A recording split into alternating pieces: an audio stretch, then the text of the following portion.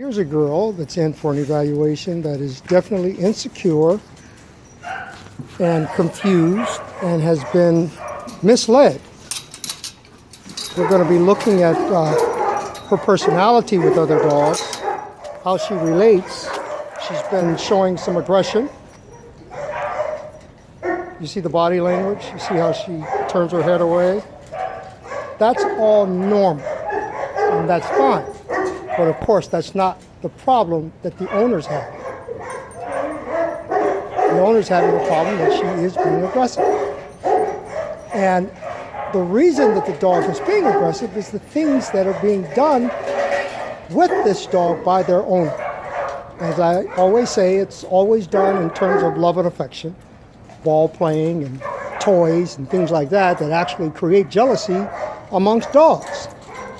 When you play predatory games with your dog, you're waking up a prey drive. Dogs misinterpret that. And so when they see dogs interacting and challenging each other, they feel the need to run in and be a part of that. When we wake up the predatory side of them, then they try to solve things with their mouth. Look at the hair up on the blue pits. She's sensing her feelings. You see? And so they very calculatingly walk past each other, smell each other in certain areas to try to size each other up.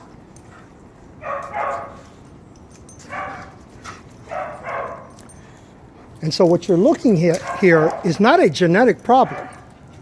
You hear me talk about dogs that have a genetic predisposition to be this way or that way. Well, hers is normal.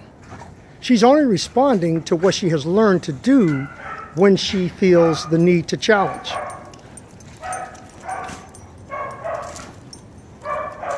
Or possibly when she is challenged. So let's see what happens here. Okay. Will she play, or will she see this as something aggressive? This is what we're getting ready to find out.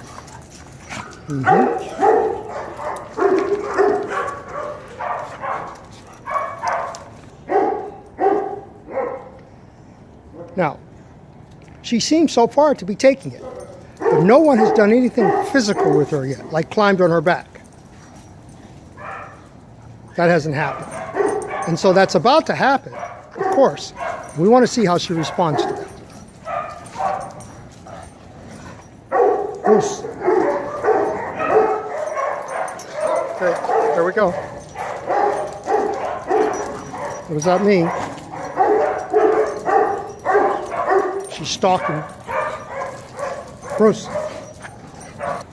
This is very interesting because we want to see what's the outcome here with her. She hasn't played yet, and she should be playing by now. So why hasn't she?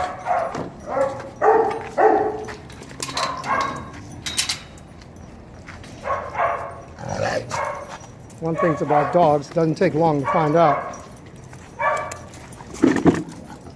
Come on. Peepers.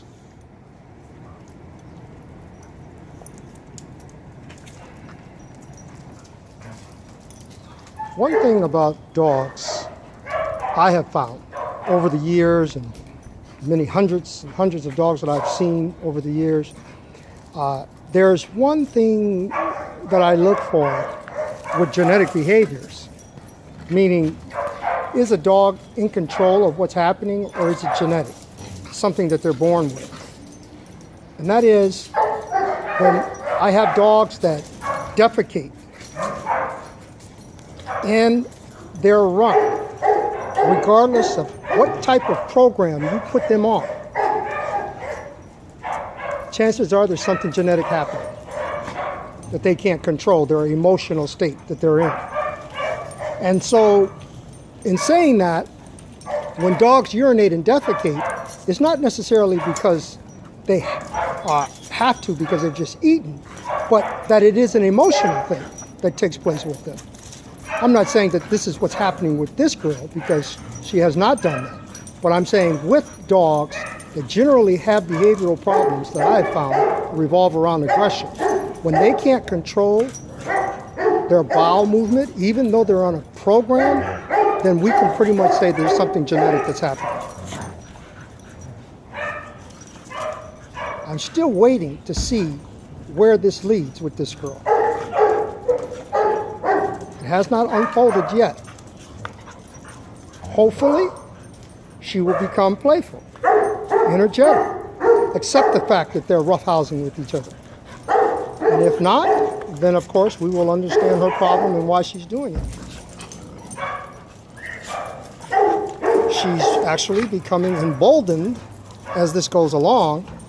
But where will that carry her? What is the outcome here? How will we have to impact the hormone, the hippocampus, for her to learn her lesson? As you can see, she's checking everybody out. She's trying to figure them out. She's sizing them up. She wants to see where she fits in.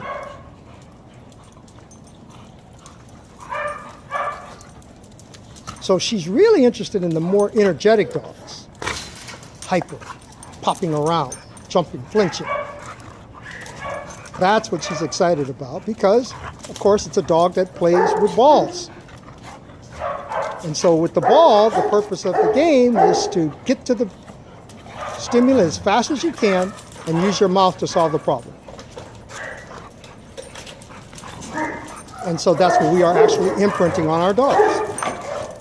Now look, I'm seeing dominant behavior. That's what I'm looking at.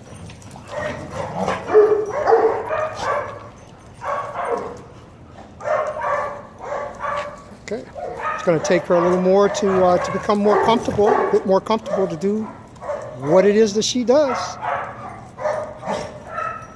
But then we'll be right there to deal with it. You notice I'm filming behind the gate.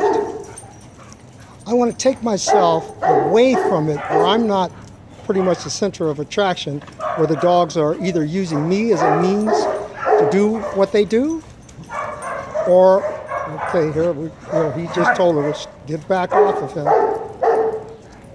I don't want to interfere with it. So I'm right behind the gate, allowing for them to do what they will do. And if I see something that I don't like, of course, I'm going to step in and let them know that. How do we become good observers? You've heard me talk about that before. People are not really good observers. We like to interact. Okay, here, this may be something. We like to interact. She's pushing her boundaries. She's calling her bluff. Did you see that? She called her bluff. Beautiful. That was absolutely beautiful. And she did nothing.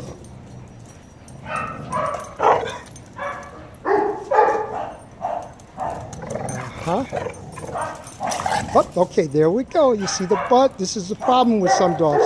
They start interacting, they bump into another dog, the other dog misinterprets the attention or uses it as a means to show their dominance. Yeah. This is her problem. This comes from improperly disciplining and dominating your dog.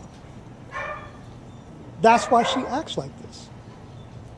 If you discipline or dominate your dog physically, take your hands and pin them, which is called the alpha roll, and you do it in a way that the dog did not submit, but you force it into submission, then it has a problem when other dogs bump into it or climb on its back.